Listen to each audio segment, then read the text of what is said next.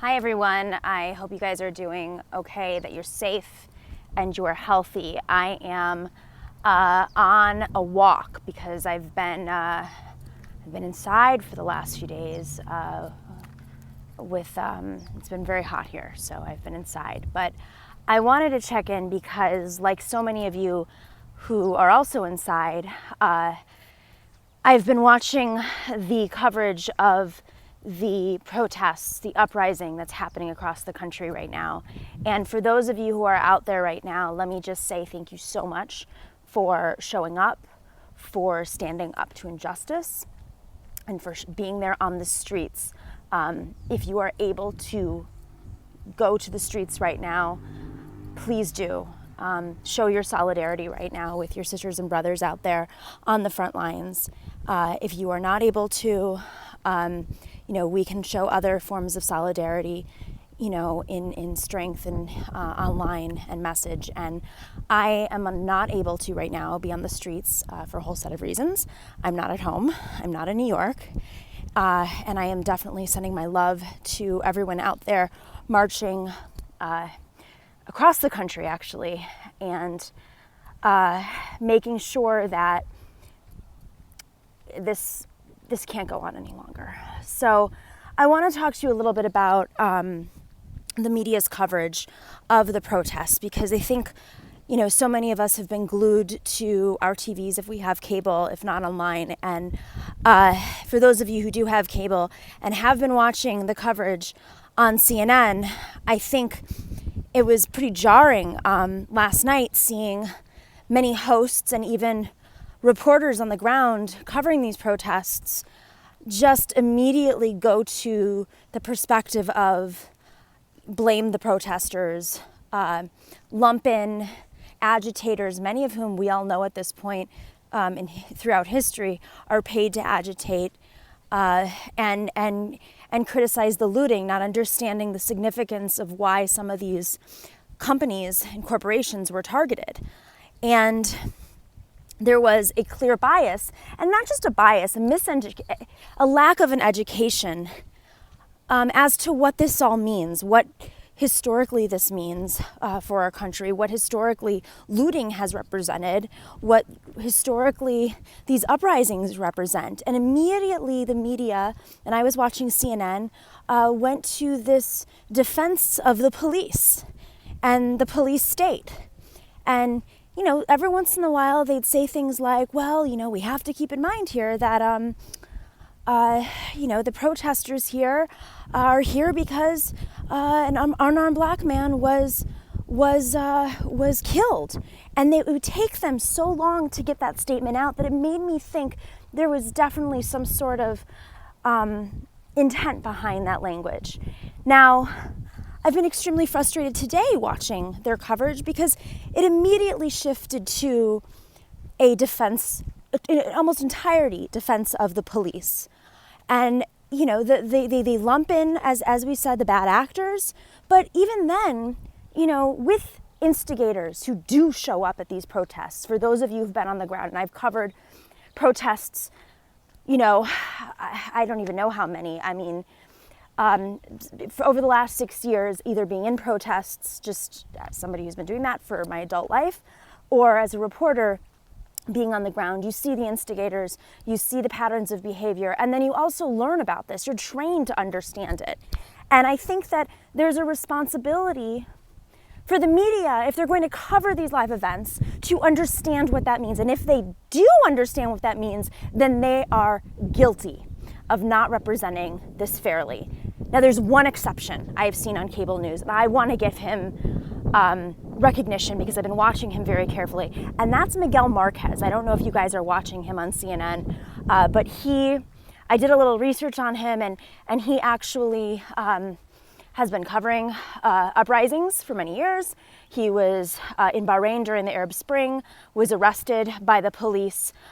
So I think he has a more complex understanding of how these uprisings should be reported on. And even when he talks about whatever looting might occur, or if a police car is lit up, he frames it from the perspective, I heard him say this earlier today, we have to keep in mind this is a very small number of people and we don't know what their intentions are. And I commend him for saying that because, that's what journalists should be doing. You're there as a witness. You're not there as an opinion commentator. You're not there as an activist.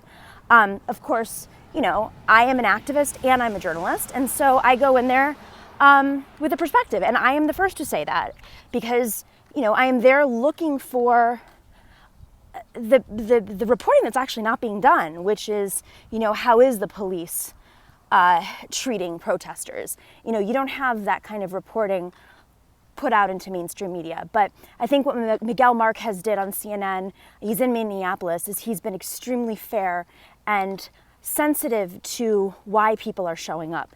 And I think that as much as we condemn so many reporters on mainstream media, and I got into some DMs with some of them last night. I'm not going to name names. I might do it soon if it continues, but they didn't like my tweets about them. With that being said, I think it's important to commend reporters in mainstream media who are doing what's right. So if you don't know who Miguel Marquez is, definitely check him out on Twitter and see if there's some of his clips online. He's been very fair, very measured, very thoughtful. I think that all mainstream media needs to spend more time talking to the people at the scene, not just commenting or observing the protests, but really understanding and talking to folks about why they're showing up. One of the hosts last night was saying things like, well, it's important to note these aren't all black people. There's also white people there too. I don't understand why that even matters. I don't know what they're trying to say there, as if I have no idea. I don't know, because we should all be there in solidarity. But is that bad? Is that good? I don't think they even understand what they're saying when they say that. And then last night, I was extremely frustrated, and today, seeing that there were reporters who were saying, they were like, some people say, but that's not what I'm seeing. So they were using this narrative, they were using criticisms of protesters that maybe were being said a few years ago, but it wasn't being said. It wasn't being said online. It wasn't even being said on Fox News at that point. Because sometimes it takes a couple days for the sides to issue their messaging points, including the neoliberals. So, I think it's very important that we inform our friends, our family members who watch cable news to really think about ask them questions, think about how these protesters are reporting at the scene. Whose perspective are they highlighting?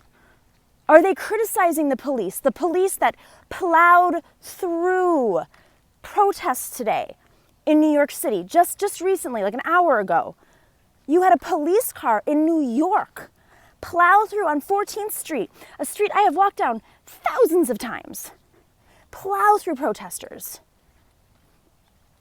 Minutes after Mayor Bill de Blasio said the police understood the severity of the situation. So, I think that the media should also be highlighting how the buck stops at the leadership. And, they have no problem highlighting press conferences of mayors. They have no problem,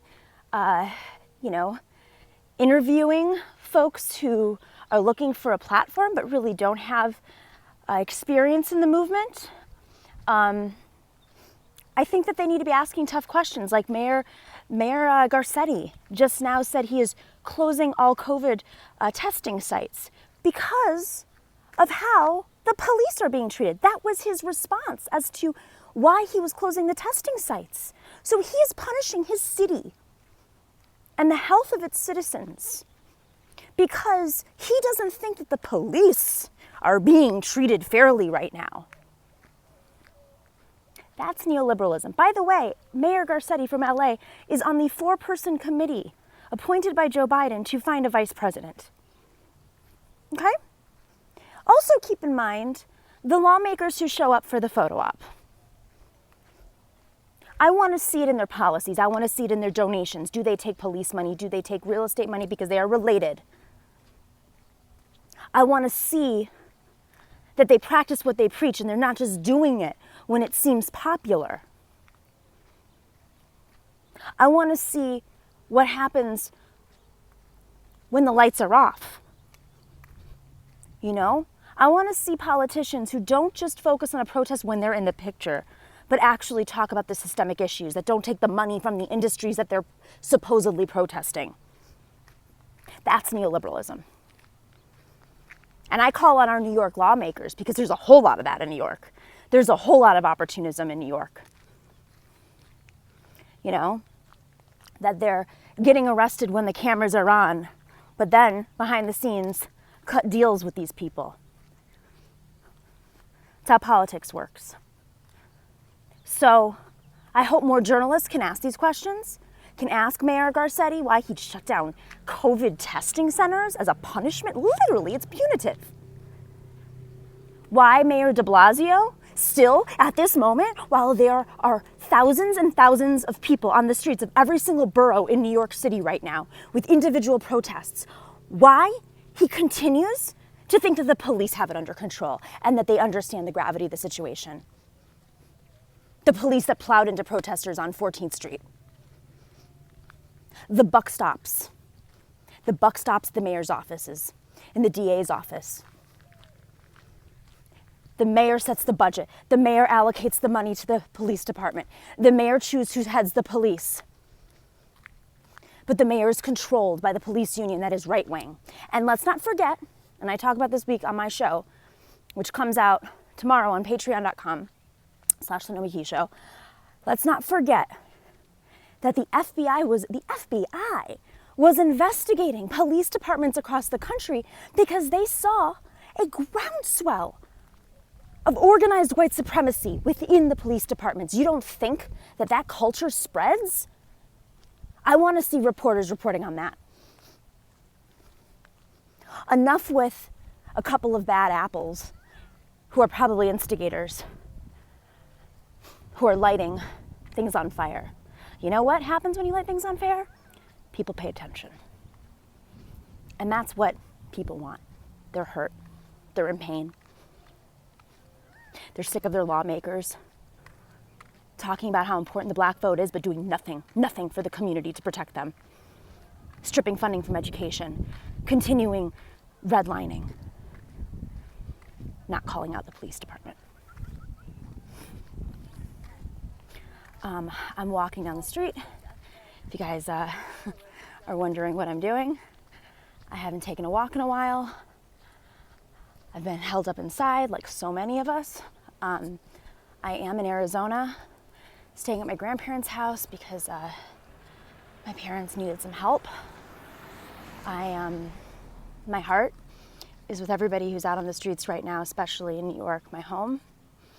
And if you're able to, and you're in a city where there are protests, and you are able to, please join everyone, because they need to see those numbers.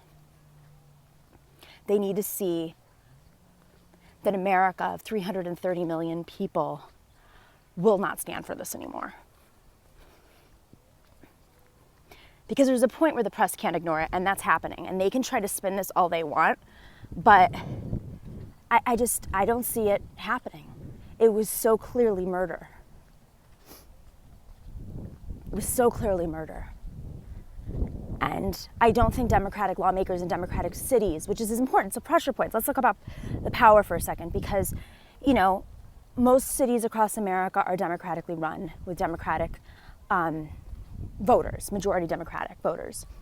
So you have these mayors in these cities, and not all of them are neoliberals, but in the cities where there are neoliberals, where they are increasing budgets for police, despite the fact that most cities in America are safer than ever, okay? They're unwilling to stand up to the right-wing police unions. Well, at the end of the day, those mayors, those local lawmakers, they still respond to their voters. And if you're sitting in a city that is Democratic, you push back because they have to listen to you. You know?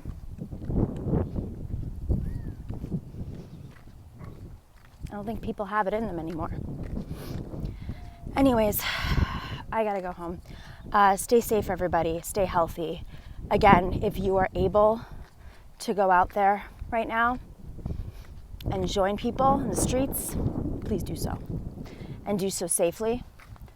Come prepared. Of course, have a mask on. And do a quick, if you've never done this before, do a little bit of Googling on how to prepare yourself. Bring your cameras, charge them up, and